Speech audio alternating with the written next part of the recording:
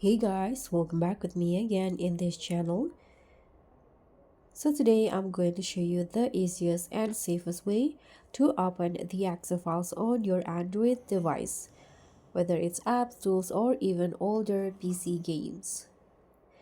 But before we start, you need to remember that not all EXE files will run on Android, so this method works best with lightweight apps, older games, and also Windows utility programs.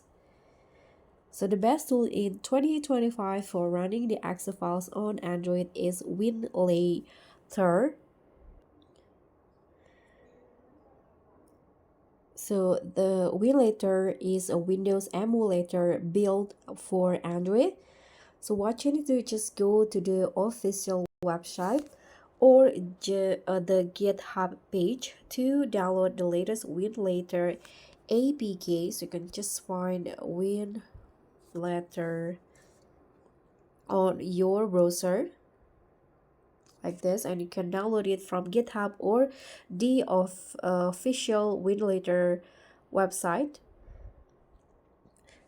So you can just install it like a normal app on your phone. After the application is installed, you can open the Winlator applications. So it will create a virtual Windows environment. So you can just click on the plus button to create containers like this. You can choose your resolution, CPU settings, and also storage folder for the EXE files.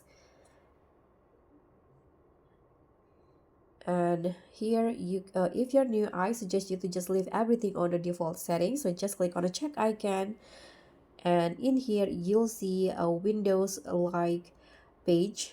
After the container is created, you can just click on like this play button, so it will create this page right here.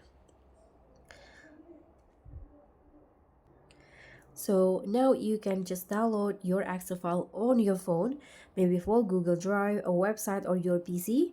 Then move it into your Winlator folder. Usually it's in the internal storage and Winlator folder. After that, you can just go to the Winlator again, and the EXE file will appear here in the file explorer if there's any. And after that, you can just run the file. So tap the EXE file and Winlator will launch it just like on Windows. And if it says for installation, you can just follow the prompts just like a normal PC setup, because some PC games might take a bit longer to load, so you need to be patient.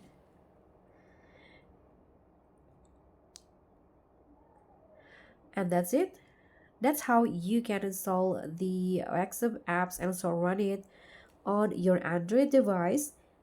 Don't forget to like this video, subscribe, and also click on the thanks, and I'll see you in the next one.